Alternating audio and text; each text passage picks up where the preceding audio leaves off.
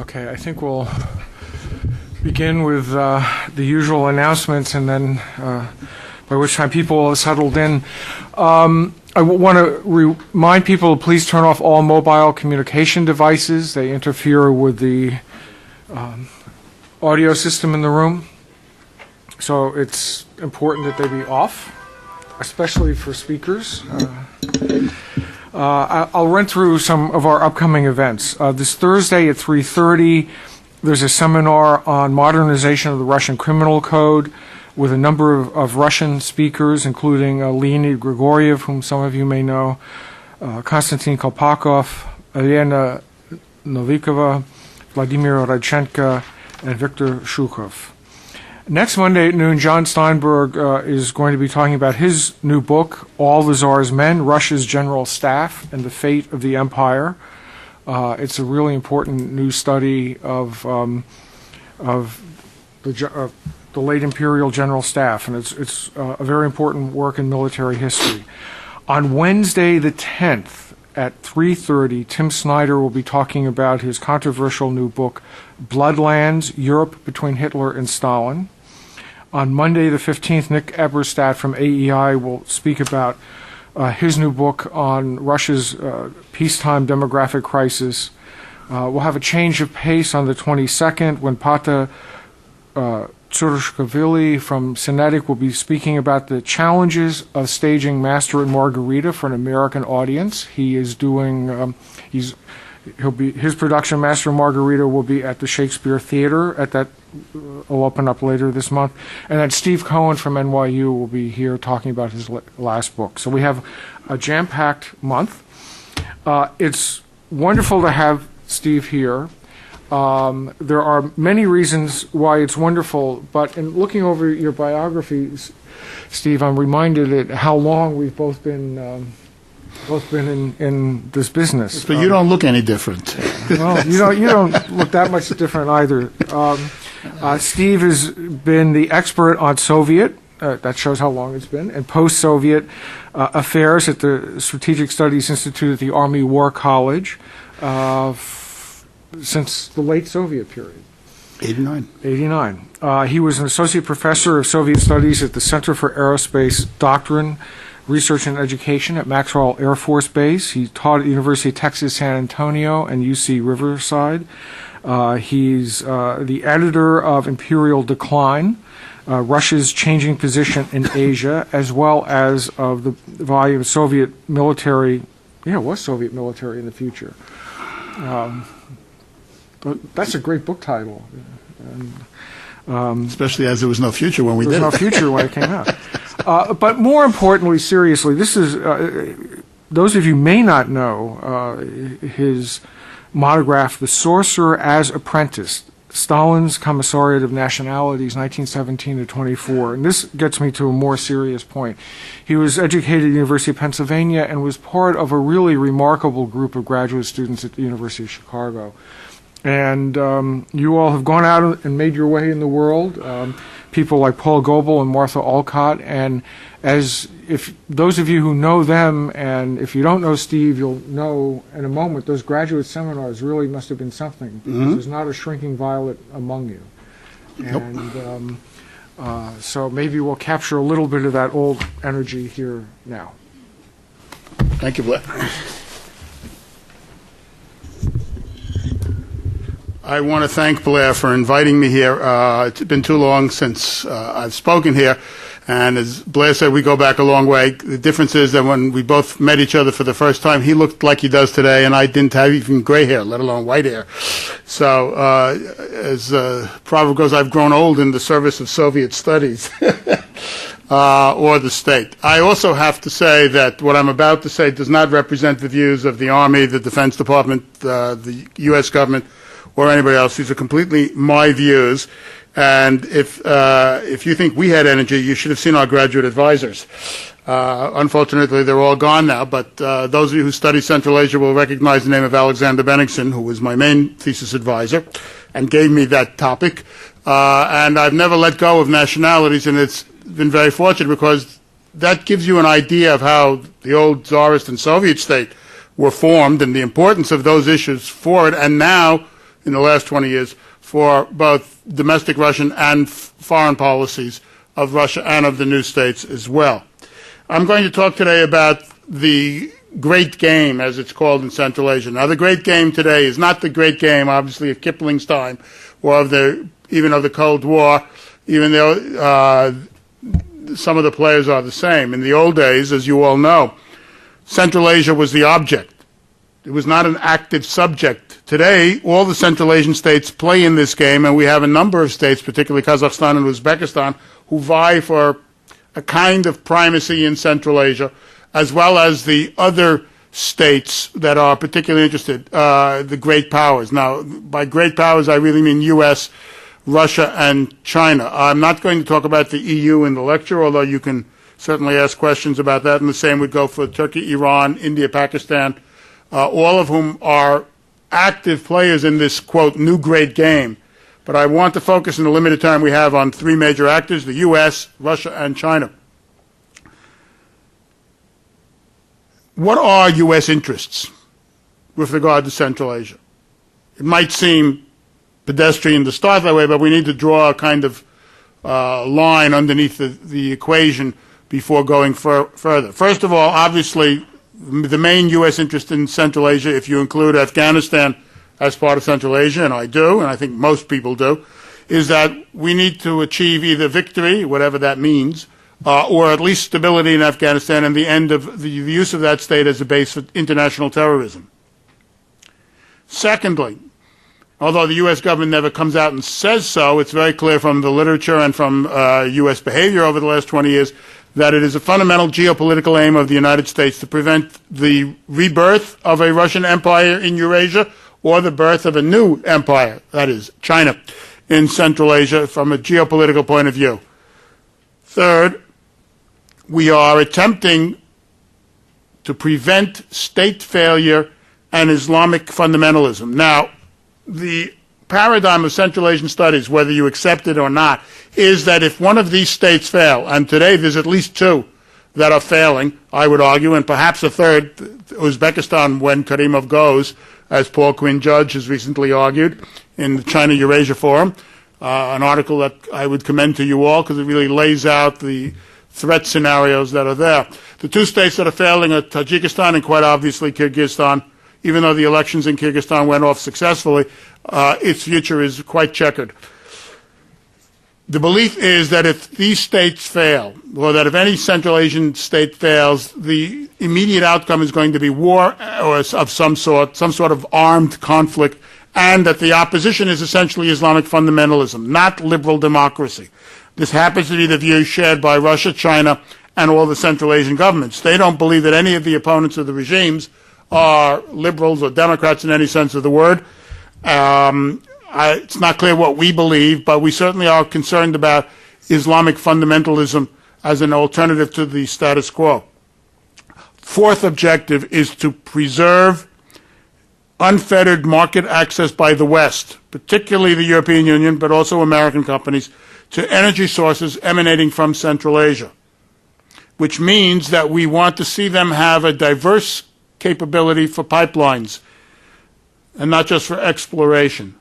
So that pipelines do not only go through the former the Russia, but they go in different directions, also avoiding Iran, at least for the time being. So American pipeline policy is an attempt to build the foundations for successful construction of gas and oil pipelines from Central Asia, not only to Europe, but also in Asia, but at the same time, as far as Europe is concerned, that bypass the two most logical alternatives, Iran and Russia. So we've chosen a particularly difficult way of doing this for other geopolitical reasons, but that's clearly our objective. And you'll notice here that the last objective, the one that gets lost in the shuffle, is democratization. I would argue this is more or less deliberate, although we are never going to say so. All you have to do is read the recent study by Laura Lumpy of American military assistance to Central Asia, or just look at our behavior. The idea that a major tenet in our policy overriding these other issues is democracy promotion is just simply unfounded. While we do care about democracy, and we have lots of NGOs and organizations running around Central Asia trying to improve democracy, trying to liberalize Central Asian practices, in fact, more often than not, that objective, when it comes into conflict with the other objectives I just listed, falls quiet, or as the Latin proverb says, inter armes sine lege. The law is silent at a time of war. Now, we are by no means the only player in Central Asia, and it's arguable that U.S. interests, though important, are not vital. A distinction being that vital interests outside of Afghanistan are those that we're going to commit troops for. But for the other interests, there's no sign that America is going to engage in any lasting military policy except perhaps to train Central Asians and set up facilities in Central Asia by which Central Asians can be trained and provide various forms of military assistance. The official line is that when the war in Afghanistan ends, our interest in bases in the area also ends. I should point out to you, though, that very few people in the Russian government or the Chinese government believe that. And that is one of the driving factors in their policies. When we talk about Russia, Russia, too, wants whatever it considers to be stability in Afghanistan, which probably means the same thing. No terrorism, and, in particular in Russia's case, no export of drugs. Now, the Russian government has been hammering away for a long time, I think with a greater intensity in the recent past, about NATO and the U.S.'s dereliction with regard to the export of narcotics from Afghanistan and the rise, which no one denies, in drug exports after 2001. The Russians have good reason for this. 40,000 people a year die, according to Viktor Ivanov, the head of Russia's anti-narcotics program, from narcotics poisoning of one sort or another. And in a country which is already undergoing a demographic disaster, 40,000 deaths a year, particularly of people in their most fertile years, is a population disaster of a very high order. The problem is that the Russians refuse to say that the problem is as much theirs as it is Afghanistan's or ours. They don't talk about the fact that Russian officials are completely corrupt and involved in the trade, as are many Central Asian officials, and they don't talk about anything that's reduced demand. In a way, it's the inverse of the problem we have with Central and Latin America, where we are always trying to get Central and Latin American countries to stop shipping drugs to the United States, and they reply, well, you know, you're the people who demand it. What's more, you're the people who provide the guns. And the same is, if we flip that argument, it works with Russia and Afghanistan. Beyond that, the really fundamental objective for Russia is that the status quo remain intact. And the status quo is rather Hobbesian. If you look at the nature of Central Asian governments, even the most, quote, liberal one like Kazakhstan, none of these are democratic. They're all authoritarian. Some are worse than others. They are, in many cases, quite brutal. Or if they are failing states, there's a kind of anarchic quality to it. And the Russians want to preserve that status quo because they cannot conceive of an alternative to the status quo that is not Islamic fundamentalist. And third, they want to preserve all the neo-colonial means of integration. Now, here we have to talk about the Collective Security Treaty Organization, which is not really an instrument of Russian policy to stop revolution or upheaval or unrest by force, but rather to control Central Asia, the Eurasian Economic Community, the customs union that it talks about, and a series of energy deals where it is trying to impose neo-colonial mechanisms, particularly through pricing, on Central Asia. As a matter of fact, just last week, Turkmenistan complained that Russians are still trying to interfere with them. Now, what needs to be understood, and is not understood in this town and maybe not even in the profession at large, is that this neo-colonial policy by Russia, and I have no hesitation in calling it neo-colonial or neo-imperialist, is a direct correlate of the nature of the Russian regime at home. We're talking about a system that I would argue in terms of its structure and nature is very much like the old Tsarist regime. All you have to do is read Tsarist institutional history, and I did it for my sins at Chicago. And the system today is not recognizably different. But more than that, we can establish direct correlations between that system and the attempt to impose neo-colonial mechanisms on Central Asia. For example, We all know that Russia is a major energy and producer, oil and gas. We'll leave nuclear energy for the time being outside the equation. It has three sets of customers, basically Europe, the domestic market in Russia, which is a subsidized market still, and increasingly the Far East. Given the fact that the Russian economy cannot support all three claimants on those resources with its own production, which is declining, in fact, because of the lack of investment, because of the misguided economic policies of the Putin regime, it must get energy from Central Asia to do so. But because it refuses to pay the market price for Central Asian energy and has insisted all along on charging Central Asian states less than what the market is, the Russians have tried to essentially impose upon Central Asian producers, Uzbekistan, Turkmenistan, and Kazakhstan, that they ship their gas, in particular through Russia, at prices less than the market. Now, this backfired in 2008 when the Russian government, confronted by unanimous Central Asian demands, said, okay, we'll buy gas from you at $300 per 1,000 cubic meters, because they thought they could then turn around and sell it to Europe at $400 per 1,000 cubic meters and arbitrage the difference, while taking Central Asian gas and using it for subsidized consumption in Russia and Ukraine, and holding the Central Asians in a state of dominance. The worldwide market collapsed. The Russians found that they were paying more than the market price for gas, so their reaction was quite visible. They blew up the pipeline from Turkmenistan and told Turkmenistan that if you don't like it, too bad. You have to export through us. The Turkmen then turned around and got a $4 billion loan from China, about which we'll say more, and opened up the Turkmen-China pipeline last year, plus new areas of exploration for China. But the neo-colonial mechanism in Russia is determinative of much of Russian foreign policy. If the Russians wanted to reform their economic system and charge market prices for energy at home and sell Central Asian gas piped through Russia at market prices abroad, they would have to reform the domestic economy and politics considerably.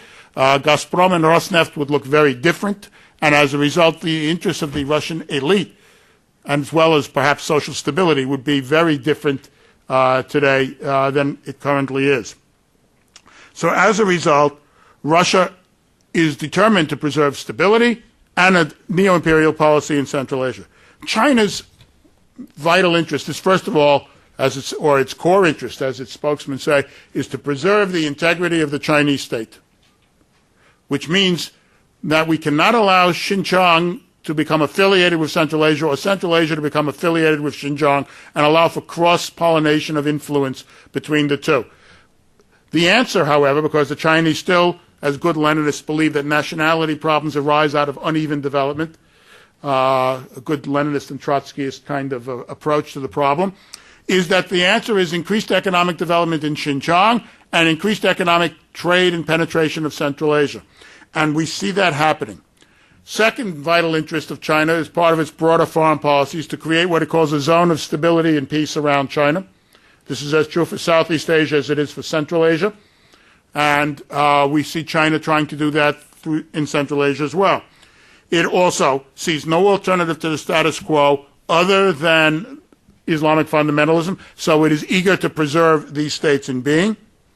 And fourth, because of its own geopolitical perception of the role of energy and the alleged threat that the U.S. Navy poses to Chinese energy sources that have to go through the Straits of Malacca, China wants to ensure that it will get energy from routes that cannot be targeted by the U.S. Navy and Air Force. And one of those is Central Asia.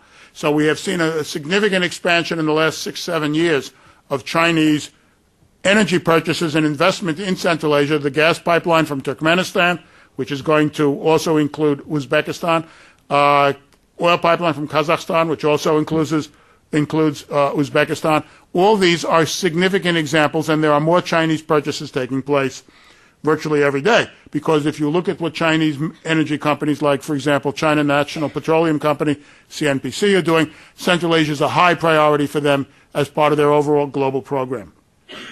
Finally, the fifth major Chinese interest, vital interest, is gradually to supplant Russia as the main commercial presence in Central Asia. And this is happening. One only need look at Chinese investments in Central Asia in the last few years. They're enormous. They are of a size that nobody can match. We are not interested or able legally to compete with them. I don't think that we have the interest as well. The Russians certainly cannot compete with that kind of investment capital. And you see huge amounts of Chinese money going into various infrastructure projects in Central Asia. I was told last year, for example, that German embassy in Tajikistan, I believe, reported to members there told an American NGO that the Chinese told them that they're not going to go into Central Asia for a project less than $5 billion. And when there was controversy over Manas in 2009, the Chinese, apparently on the side, told Kyrgyzstan, if the Americans won't pay you what you think is a fair price, we'll make up the difference, which means they would hold the financial leverage on Kyrgyzstan. So what we see is a growing Chinese penetration. And it is as a result of the strength of the Chinese economy juxtaposed to the weakness of the Russian economy, to the extent that in the summer of 2009, Deputy Foreign Minister of Russia, Sergei Ryabkov, actually had to go public and say, we welcome Chinese investment in Central Asia. No doubt he was speaking through clenched teeth, because the Russians do not welcome large-scale Chinese investment in Central Asia, which they know full well is going to supplant their position there. So those are the interests of the great powers. What are their policies? Or what are the threats, rather, first of all? Well, the main threat, of course, is misgovernment. We saw that in Kyrgyzstan. We see it in Tajikistan virtually every day. When Niyazov died in 2006, the expectation was that Turkmenistan would erupt into war, which is a kind of testimony to what people think is really going on underneath. And when Karimov leaves the scene, we could actually see this again. And again, Quinn Judge, for example, expects this to go and expects that Uzbekistan might turn into a strife-torn state. Furthermore, Russian legislation, a fact that seems to have just gone over the head of most commentators in this country, the legislation on Russia's books says that Russia has the right to use its armed forces abroad to defend the honor and dignity of Russian citizens, which if it's insulted. In other words, if the Russian national minority is in some way threatened in these states, the laws on the books says that it would be legal for the Russian military to go into action to defend them. Now, this is extraordinary. There hasn't been legislation like this in Europe since the 1930s. It's essentially Hitler's pretext for carving up Eastern Europe and Stalin's. If you go back to the partition of Poland in 1939, Stalin said that he came in because the Belarusian working class and minorities there were exploited and wanted Soviet help, and therefore we were responding to this call. Now, this legislation is really a dagger aimed at the heart of every government in the CIS and in the Baltic states, but seems to have passed around without any kind of comment or notice by analysts, let alone foreign governments. As I've said, we see signs of failing states from Kyrgyzstan to Tajikistan, and in many cases these states cannot provide for their own security and have to outsource it. For example, Tajikistan calling in the Russians to protect their borders, Kyrgyzstan asking the U.S. and the Russians to train their armies and build bases in their country, and so on. We see major rivalries among them over water, particularly Tajikistan, Kyrgyzstan, and Uzbekistan, to the point where Uzbekistan and Kyrgyzstan almost came to blows in 2009. Moscow is now dragged in because all these states want Moscow to support them or to provide the funding for major infrastructural projects. Moscow does not want to have to be put in the position of choosing one state over the other, but it's clear that Moscow sees Uzbekistan as the key state, and this has antagonized both the Kyrgyz and Tajik governments, which constantly make overtures to other governments because of this, in order to get money for hydroelectric projects. Finally, we see as well in the Great Game a real rivalry over military bases. Those people who believe that the Russians are cooperating with us to keep Manas there are missing the subtext, because once Gazprom gets the contract to provide energy to Manas, it can essentially turn Manas on and off as it feels like. While for the moment, obviously, Moscow is cooperating with the United States in Afghanistan, although it demands serious quid pro quos in Europe, which we can talk about. We are clearly also putting ourselves in a situation where we depend on Moscow to keep that base going by means of its provision of energy. And as we saw in 2009, Moscow was opposed to our staying there. They helped undermine the government in Kyrgyzstan in April and organized the coup, and the evidence is overwhelming towards this end, precisely because the Kyrgyz took Russian money, did something else with it, and did not throw the United States out of Manas, but instead renegotiated the deal. And we should not forget that the Chinese have on a number of occasions expressed an interest in Central Asian bases too. Most recently in 2005, when we were kicked out of Kashikhanabad, the Chinese made discreet overtures to Uzbekistan and Moscow, indicating their interest in taking over the base, and were promptly rebuffed. So we have a very complex great game. Central Asian states are both subjects and objects, as I pointed out. The great game also acts as a stabilizer of domestic regimes. In contrast to the paradigm that I laid out before you, none of these regimes has collapsed, and one reason is that by being able to play what they call multi-vector policies, China, US, Russia, Iran, India, and so on, they're able to keep all the competitors or try to keep the competitors at arm's length and gain the resources they need to meet what they consider to be the main threats to their stability, domestic threats. By getting resources out of Russia and China, for example, through the Shanghai Cooperation Organization, or through Manas, or through any other kind of bilateral deals or multilateral deals they make, either with states or with international financial institutions, they then can distribute those resources to domestic power bases, clans, families, tribes, as the case may be, in order to keep them in the game, keep them satisfied, and preserve some sort of equilibrium. So the great game is paradoxically at the same time a source of international rivalry over Central Asia, but also one of the sources of domestic stability. Now we can go and look at the policies.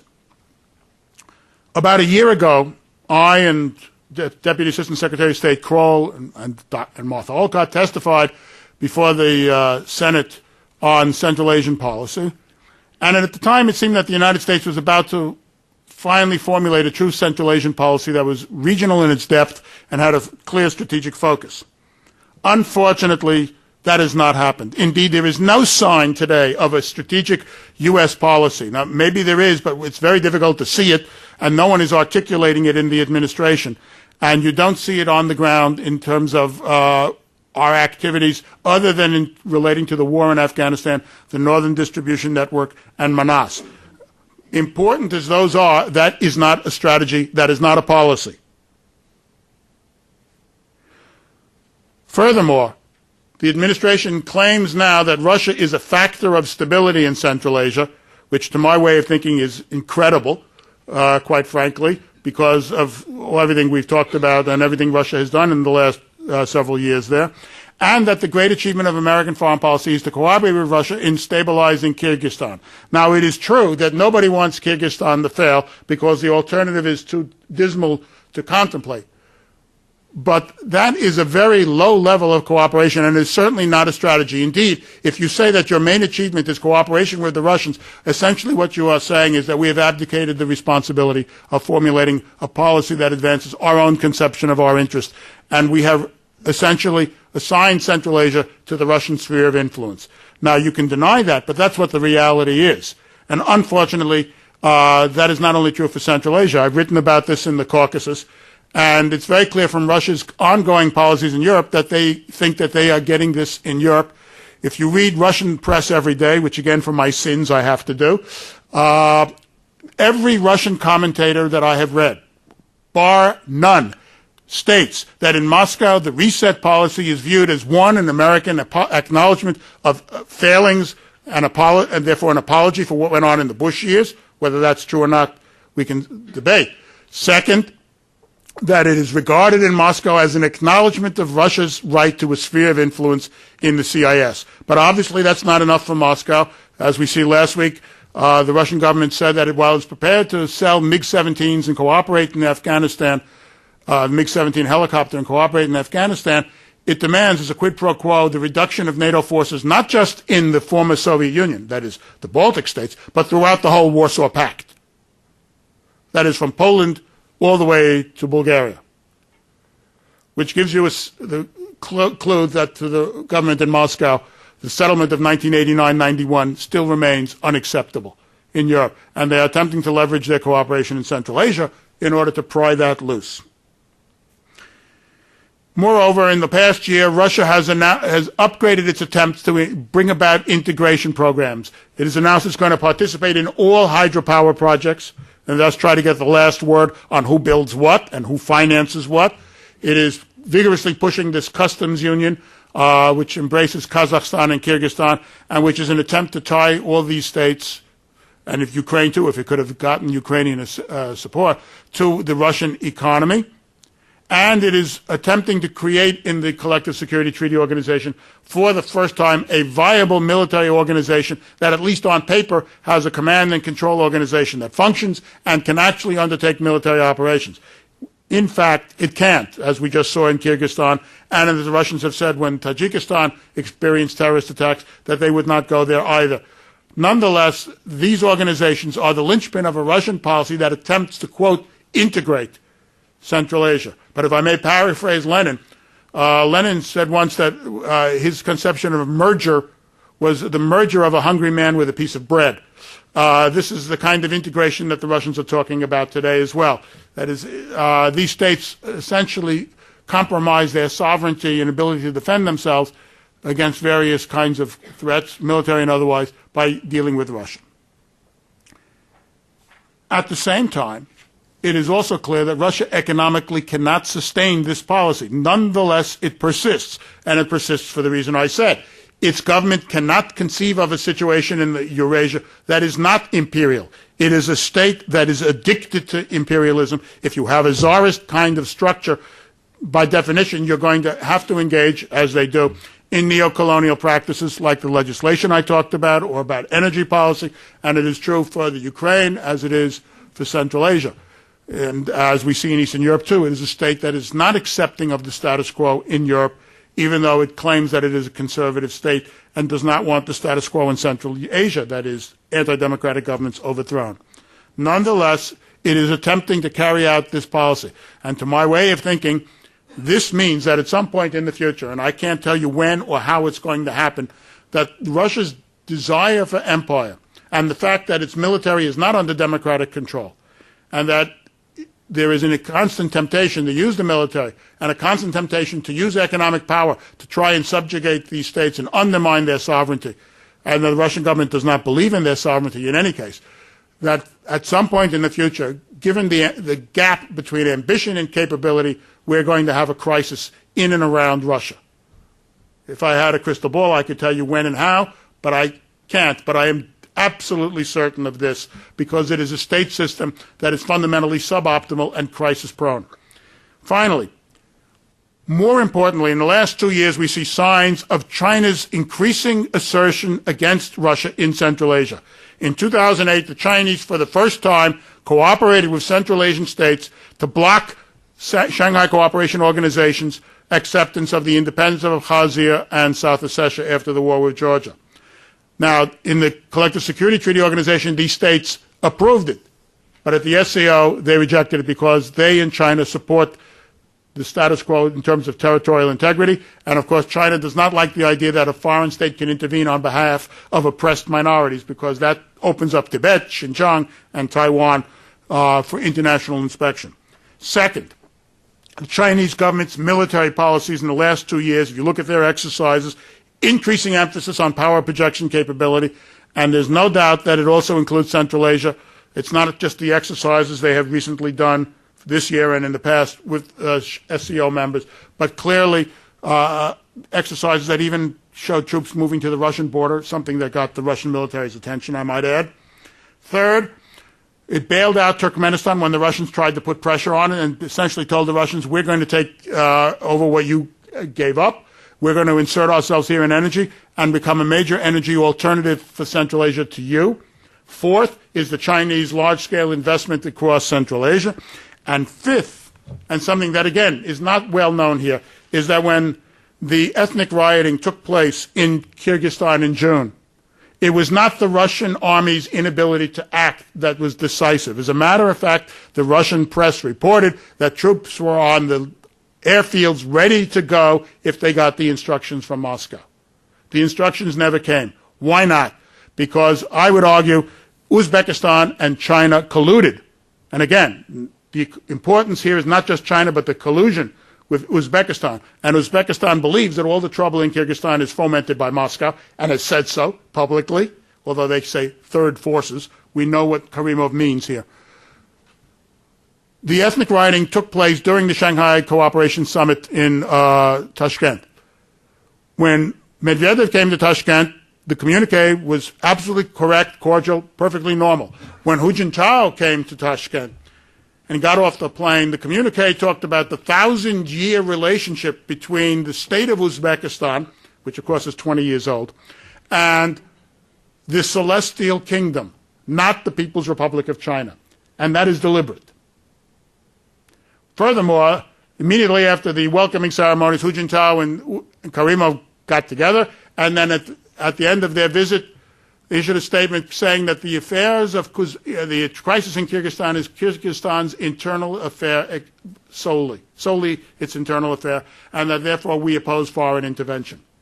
In other words, it made it clear to Russia that it could not intervene unilaterally, even though the Kyrgyz had asked for Russian assistance. I would submit to you that what we see in the last 2 years is an intensification of the rivalry among the players, particularly Russia and China, and they see us as trying to gain military footholds. But in fact, we do not have the strategy we need. We are not investing the kind of resources in Central Asia that I would argue are commensurate with the requirements of stability there, assuming that even Afghanistan comes out well, which is a dubious proposition at the present. We are not competing economically with the Chinese, nor are we focusing on a strategy that really focuses on what Russia really is doing. The belief that the geopolitical rivalry has subsided with Russia, which is a common theme among defenders of the policy in this town, is, I would argue, wholly unfounded, and all we need to do is read the Russian press and follow Russian official statements as well as Russian behavior to say so. In conclusion, then, the great game is not going to go away. If anything, I think it's going to intensify. The presence of China in Central Asia is going to grow, both economically and politically, and we may even see more attempts to use the military, not necessarily in a combat arm. They're certainly not going to invade a Central Asian state in peacetime, but if there is a crisis in Central Asia, we may see more activity by China. We may see more activity by China to cooperate with other militaries and carry out defense diplomacy and the like. And we will see China both colluding with Russia to maintain an anti-democratic and illiberal status quo in Central Asia, but competing with Russia for hegemony there. And I would argue that although these phenomena are already well established to anybody who follows the area on a daily basis, they have not yet reached the understanding in this government that we need to have a strategy if we are to secure our own interests and ambitions in Central Asia and to leave the area more stable than when we came in. Thank you. Thank you. Why don't you sit down for the Q&A? I have lots of questions, but I sense that probably a lot of people in the room have questions, so let me get a sense of the room. Okay, we're going to go to this gentleman first. Very quickly, we'll get you a microphone, then we'll come over to this side of the room.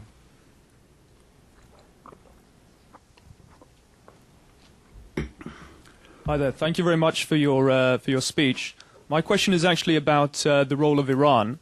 Do you foresee a growing role for Iran to take advantage of this instability, especially in light of the naval build-up of Iran in the Caspian Sea area? I'll take it. Okay.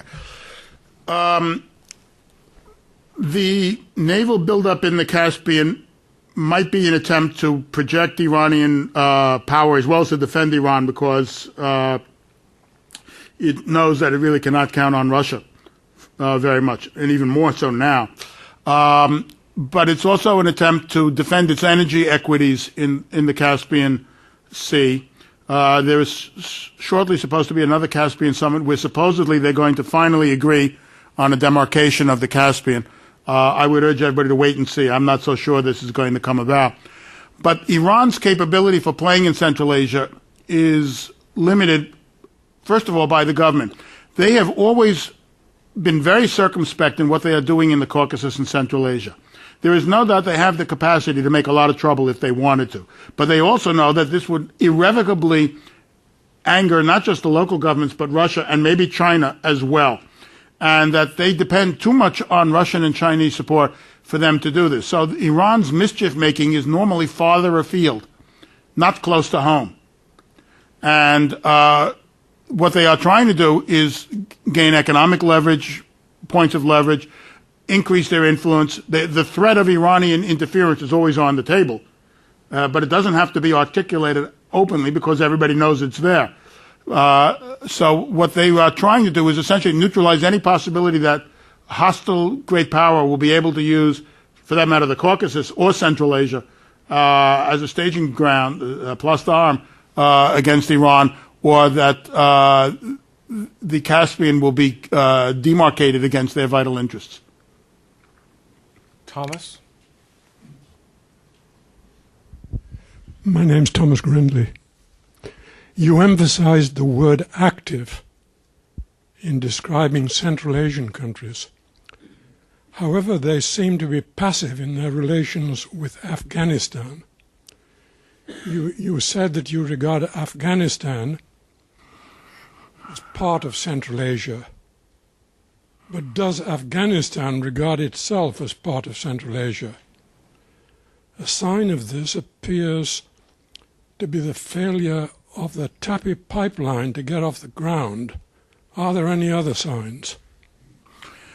Well, I think Afghanistan does regard itself as Central Asia. I'm not entirely sure what you mean by passive policies towards Central Asia, towards Afghanistan, because if you look more carefully, and actually there was a conference earlier this year that I participated in at the University of South Florida in Tampa, which talked about this. Central Asian projects in Afghanistan are going on, with Afghanistan are taking place. The resources these states have to bring to bear are very limited, in fact. And they really believe, and I think with some justification, that there's not a lot they can do by themselves. And since regional cooperation does not exist in Central Asia, it becomes very hard to do something. As for the Tapi pipeline, if we're going to talk about gas pipelines, we need to understand a few things in advance. First of all, a gas pipeline from point A to point B is, as people in the business say, is a marriage. It's not a business deal. Whereas you can buy oil on the spot market in Rotterdam from anybody. It's a very different market. Gas, unless we're going to start talking about liquefied natural gas, which is just starting. Pipelines are a long-term major investment, and that's particularly true where we're talking about a multinational pipeline. The Tapi line is a line that is supposed to go from Turkmenistan through Afghanistan to Pakistan to India. Even if all these states were at peace and had magnificent relations among themselves, the issues of tariffs, of volume, of price, all these things that have to be negotiated in advance of the construction of the pipeline would take a long time under the best of circumstances. Now, given the fact that Afghanistan is a state at war, Pakistan and India, we know, have a history of bad relations, even though they both want to cooperate in this pipeline. Pakistan itself is endangered. I think it's clear to everybody. And therefore, the outlook for investors is somewhat clouded, is obviously going to be a long-term process. What's more interesting is the fact that the Russians, of course, until now, have tried to block this pipeline. Suddenly last week, Medvedev said, we're interested in getting into it because they want to have a hand on what Turkmenistan does and also control, have some influence on Afghanistan. The financing is not arranged. The prices for the gas have not been arranged. The volume of gas that is going to be available for export is not clear. Who's going to finance the actual exploration of the gas in Turkmenistan is, again, a question that has to be determined in advance. So under the best of circumstances, which don't exist, this would take a long time to come. But it doesn't deny that Afghanistan sees that it's, at least some degree of its economic destiny is tied to the integration of itself with Central Asia in major infrastructural projects. Steve, I want to pick up, though, on another one of the points implicit in the question. You talked about the Great Game, and you make a nod to the fact that the Central Asians are active participants in this. They're not passive. It's not exactly the 19th century Great Game anymore. But I at least don't really have a sense of where you see the Central Asians in this as actors. It's very clear to me how you've described the U.S., China, and Russia, but I don't quite grasp your understanding of the Central Asian place in this Great Game. Okay. As I said, they're all pursuing what you could call, and I mean they vary, but they're all this kind of multi-vector policy. This is what the Kazakhs call it, but it's a good term. Essentially, they make deals with everybody to keep everybody at balance. Second, Kazakhstan and Uzbekistan are clearly rivals for primacy in Central Asia, and Uzbekistan is clearly angling to keep the status quo with regard to water. The status quo with regard to the use of water is essentially what was inherited from the Soviet Union. And the Soviet system, as it applied in Uzbekistan, was one that irrigated the area with a lot of water coming from headwaters in Kyrgyzstan and elsewhere to plant cotton. And it's a magnificent device to institute both economic and political control upon the rural population. Tajikistan wants to make deals with Afghanistan and Pakistan. They want to sell electricity. Those states want to buy the electricity. But in order to do that, you have to construct major hydroelectric projects using the water Tajikistan has. The problem is Tajikistan doesn't have the money. So you need an external agent to come in and do the financing, whether it be, let's say, the Asian Development Bank or Russia or some sort of consortium of all these outsiders. The Uzbeks constantly say that if that water is used, that threatens Uzbek water use, and they have threatened to use force. And they have made it clear to Russia that they are absolutely serious about this. Now, the Russians would like to be able to say or conduct a policy whereby they can control everything that goes on in Central Asia or have a decisive leveraging influence on it. The problem is that they are being forced into a position of having to choose between Tajikistan and Uzbekistan, and they have made a decision that they cannot afford to alienate Uzbekistan irrevocably.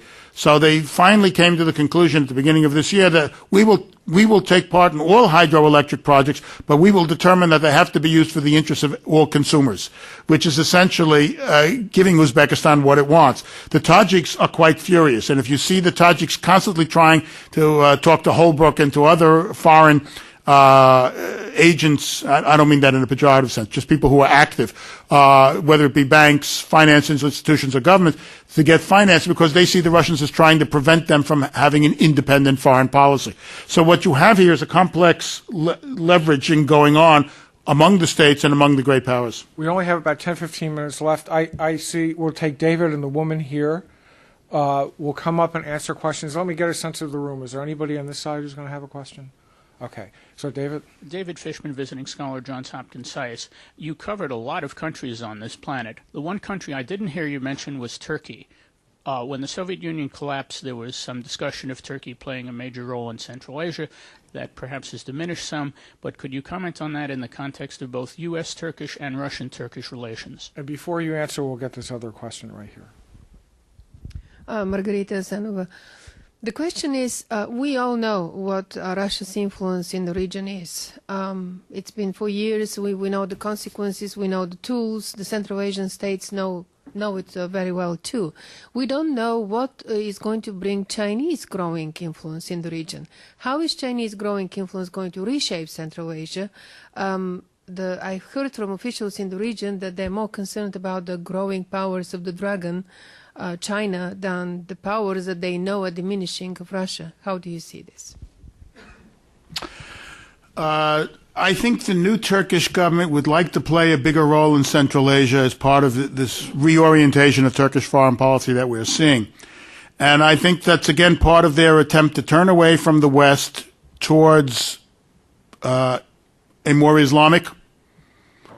I don't necessarily mean that in a religious sense, but it might be true that way also. But certainly a foreign policy that stresses Turkey's Islamic affiliations rather than It's European ones. From the Turkish point of view, they've been trying to enter Europe for many, many years and have been constantly rebuffed. So essentially, they're turning their back on Europe. I think it's understandable. The likelihood that Turkey can play a major role in Central Asia, though, I think is far-fetched. I don't think that even with the growth of the economy, they don't have the large-scale economic resources to be the kind of competitor, let's say, that China and Russia are, or that we could be if we wanted to be.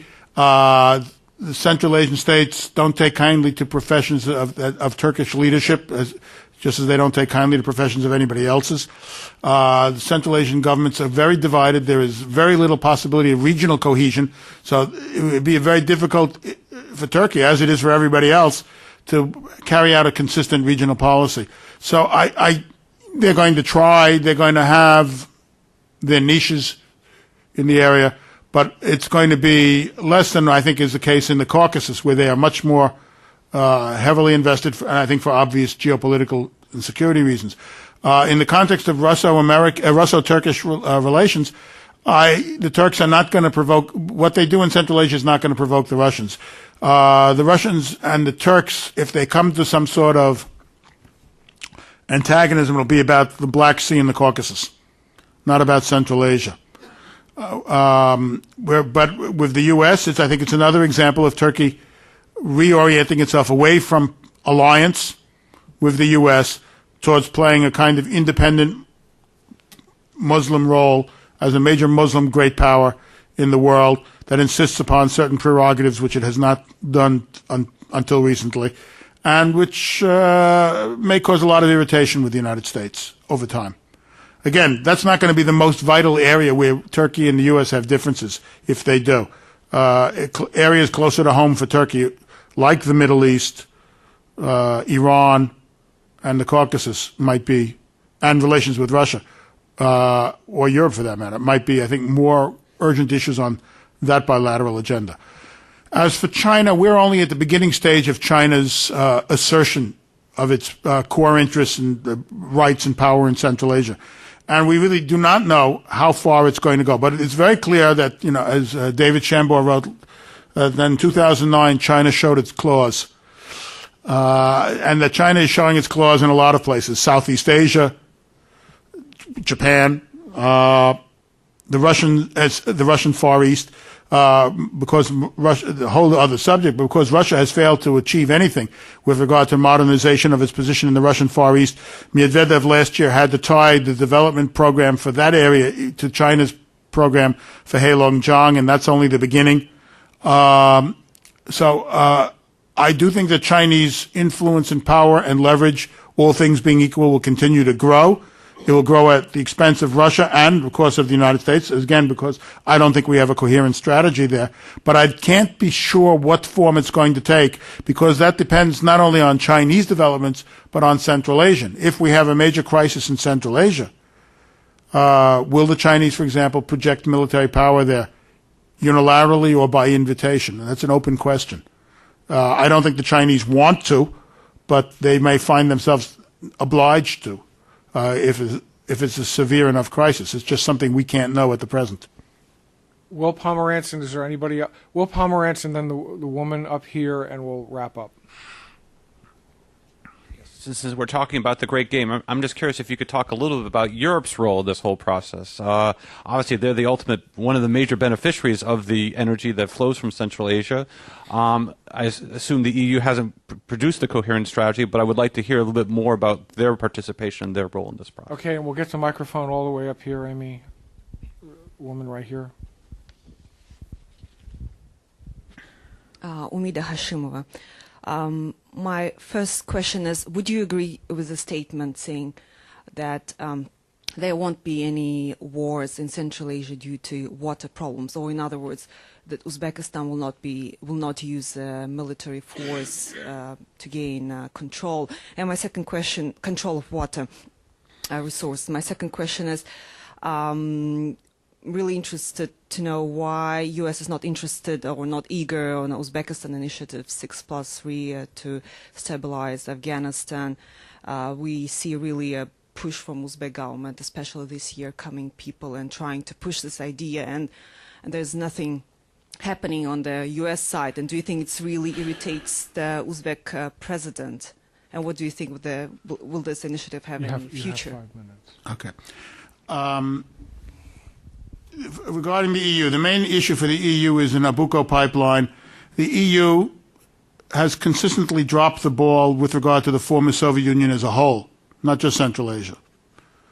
Caucasus, Ukraine, Moldova. There has never been a coherent EU policy. There is no such thing as a common European foreign and security policy. And with Nabucco, we still don't even have a certainty about the financing. And the Central Asian states, when they're approached about it, will say, well, this is all well and good, but who's going to guarantee the financing, and who's going to guarantee that we don't take heat from the Russians if we sign up? And I haven't seen an answer to that yet. Until the European Union gets its act together, it's going to punch below its weight in the former Soviet Union, and Europe as a whole is going to be less than what it could be as an international actor. I think this is a grievous fault, but it is what we've seen over the last 20 years, that Europe has consistently failed to respond to the opportunities that are out there, to take advantage of the opportunities. And now when its mind is focused on internal economic crises, and NATO and EU are becoming less cohesive, arguably, than they were, I can't see a, quote, European foreign policy. I would love to see Nabucco being built, but I'm not sure that it can be or will be anytime soon. I mean, because even if you finance it tomorrow, if we came up with a treaty and everybody said, yes, we're doing it, and we start tomorrow, it won't be operative till 2015, 16, 17. And that's clearly not in the cards anytime soon. As for Uzbekistan, I don't know why we haven't responded to the 6+3 initiative. I do know that we haven't, because I see nothing about it in the media. So I can't give you a definitive answer. And same thing, I can't rule out that somebody may go to war over water issues. Although, if there is a war between Uzbekistan and one of its neighbors, it will not only be about water. And what's more, I'm not even certain about how stable Uzbekistan will be after Mr. Karimov departs the scene. Because, again, many, as Quinn Judge points out, and others have written this as well, the governments of Kazakhstan and Kyrgyzstan are extremely nervous, maybe Tajikistan and Turkmenistan are too, are extremely nervous about the future of this country because they don't know what's coming in the future. Now, I mean, we don't know what's coming in the future in their countries either, which adds to the general anxiety about the place. But as I said, when Niyazov suddenly died in December '06, although nothing happened, there was a palace coup, everybody in Central Asia immediately assumed that there could be violence. So the assumption that these states are inherently unstable and that they depend on the cohesion of the leadership, and if that leadership suddenly leaves the scene for whatever reason, that the possibility of violence becomes imminent, is deeply ingrained in the thought processes of, I would suspect, not only Central Asians, but Russia and China as well. Steve, one final question in 2 minutes, and I know you're not shy, as I said in the introduction, so I'll ask this. Where do you see this region 10 years from now? What's the landscape you foresee that you would counsel, say, American strategic planners to begin to think about? Well, that depends on certain factors. If and when you can get Nabucco in there and you can add to the stability of the region that way by investment and orientation to Europe, it'll be more stable than it is. The only country that I think has really solid prospects for the future is Kazakhstan because of its wealth. But even there, Mr. Nazarbayev is not going to be here forever, and I suspect there'll be some trouble in the succession. There already are signs of elite rivalries there, and he's constantly maneuvering both to foment them so he can maintain a balance, but also to suppress them so that they don't jeopardize the situation. But quite frankly, I am not optimistic about the war in Afghanistan, and if the war in Afghanistan does not go well, I see that we are likely to have the threat, if not the reality, of at least one failing state in Central Asia because of the inherent instability that is built into the domestic governance structures there. On that note, I think we'll bring it to a close. Steve, thank you very much.